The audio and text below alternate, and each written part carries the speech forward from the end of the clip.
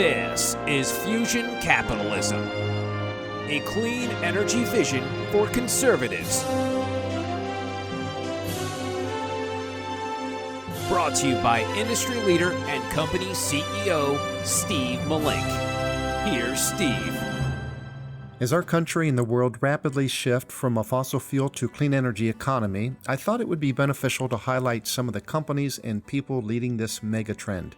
Today I'm joined by Mark Goodwin, the president and CEO of Apex Clean Energy. Apex is a large developer of utility-scale wind power, solar power, and electric battery facilities across the U.S. They build these facilities for utilities, government entities, and corporate partners who increasingly see buying clean energy as a strategic opportunity. Mark, welcome to the podcast. Thanks for having me. Mark, how did a naval officer and helicopter pilot who was deployed in the Persian Gulf find himself running a renewable energy company? I got out of the Navy around 1998, and at the time I was looking for direction and inspiration. And one of the things I learned after 3 deployments to the Persian Gulf is, much of the investment our country makes in the Department of Defense is about protecting our access to energy in the sea lanes that bring oil from the Persian Gulf. So, a big part of my mission at the time was energy. And right before I got out, I saw my first utility scale wind farm. And that was a moment for me where I realized, why wouldn't you take energy out of thin air? Why wouldn't we build our own resources in the country without, having this reliance on fossil fuels? So that's how I thought of it. And I've been building a career ever since. Interesting. So for folks not familiar with Apex, can you tell us more about what your company does exactly and what might be different about your company than most other renewable energy developers?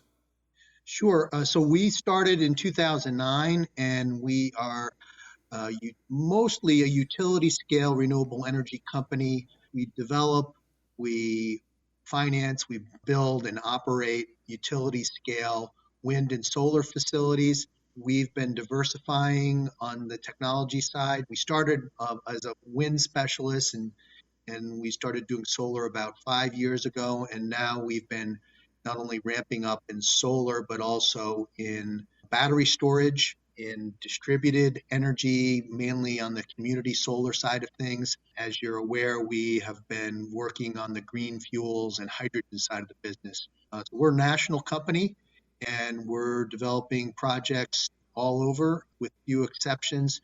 And our customers are, as you mentioned, are corporate power purchasers that are looking to decarbonize their operations, as well as utilities and co-ops. Okay. It seems like Apex is announcing a new clean energy project almost every day. Has the pandemic affected your business, or do you find that energy infrastructure is somewhat immune from the shorter-term impacts of COVID?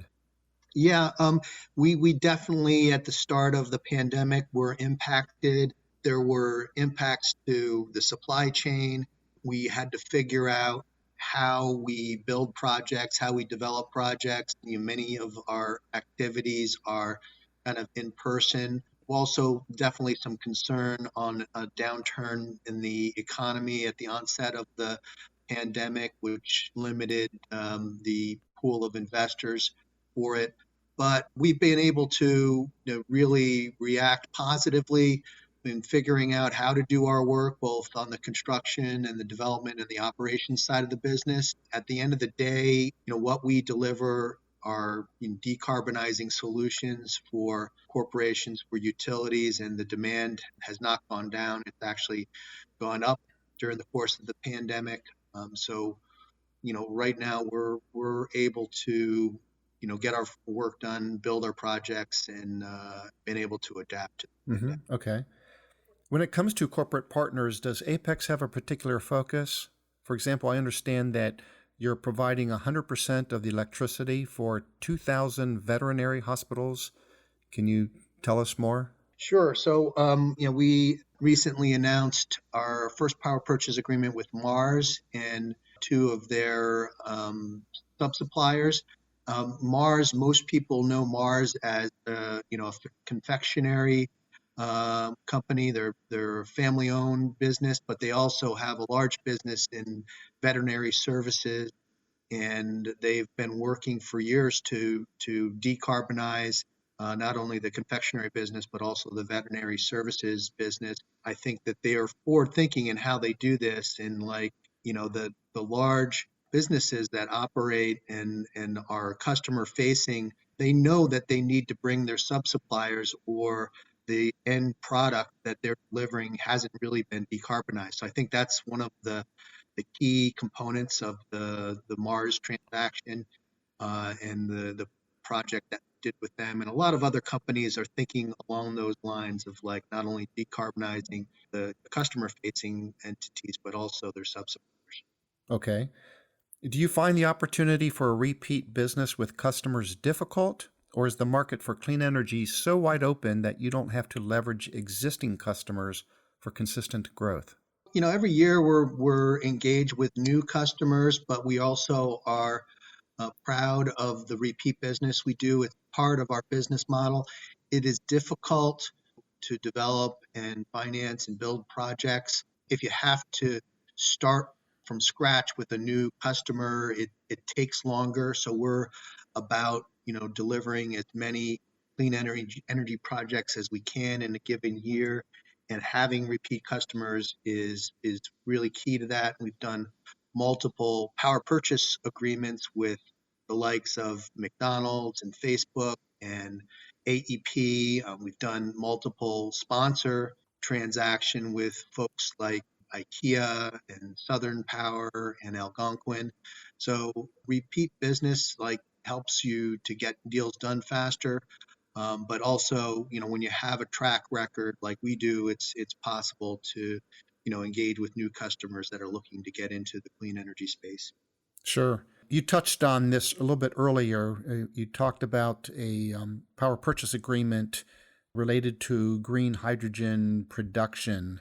Can you tell us more about that and maybe explain to our audience the need for hydrogen fuel above and beyond what solar and wind power and electric batteries already provide us? Sure. So about over a year ago, we announced a cooperation agreement with Plug Power.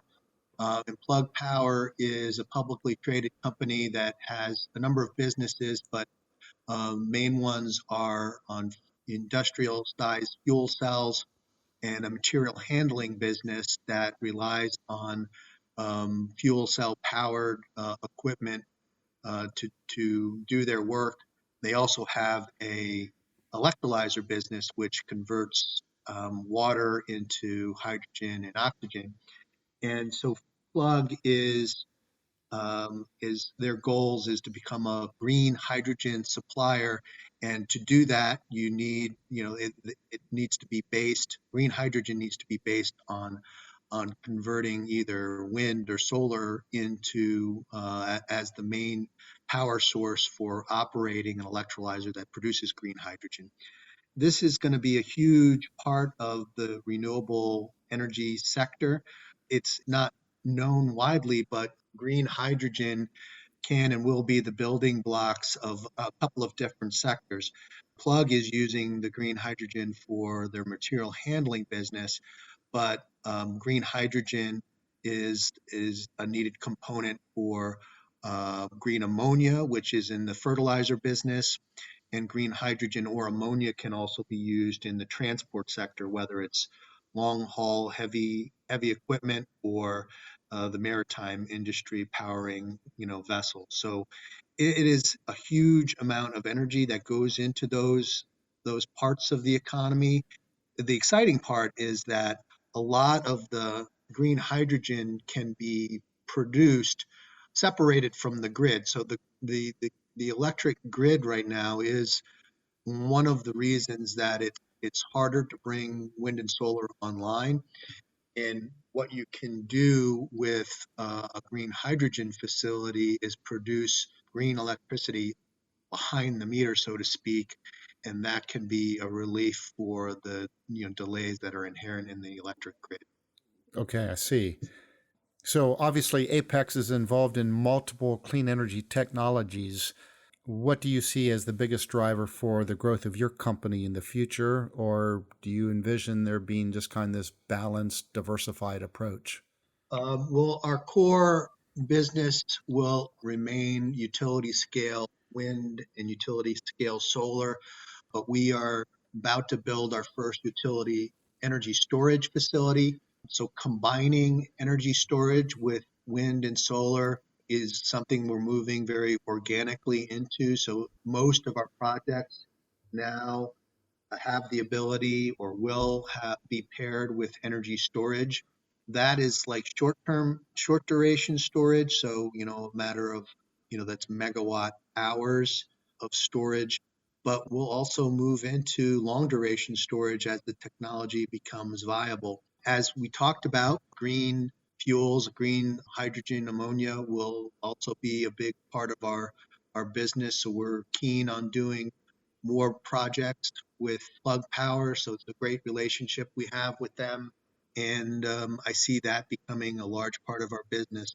And we've also been working on distributed, mostly solar, and community solar is the sector. So it's a diversification versus the utility business, but it's driven by policy on a state by state basis. But we think it's an opportunity for us to use our capabilities into a space that is not as much scale, but has potential for better returns. Okay. Well, interesting. Okay, Mark, let's stop here. But coming up in the second part of my discussion with Mark Goodwin, the president and CEO of Apex Clean Energy, Mark talks about the effects of the new bill signed by Ohio Governor Mike DeWine that will add hurdles to solar and wind companies hoping to do business. Ohio legislators are not doing themselves a favor if in like trying to recruit businesses and jobs if they're making it harder to deliver renewable projects. Thanks for listening to Fusion Capitalism. To find out more about Steve Malink and his book, go to fusioncapitalism.com. This has been a production of Forbes Books Radio.